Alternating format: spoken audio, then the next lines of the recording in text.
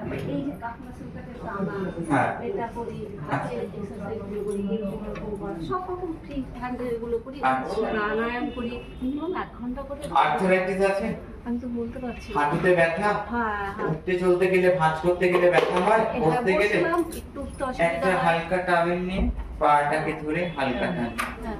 হালকা হালকা করে, তারপর যতটা অ্যাবজর্ব করে ততটা হবে। ঠিক আছে?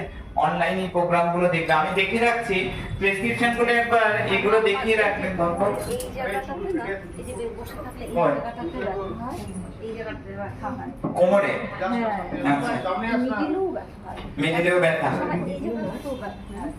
আচ্ছা। আর এই সবসময় হয় না।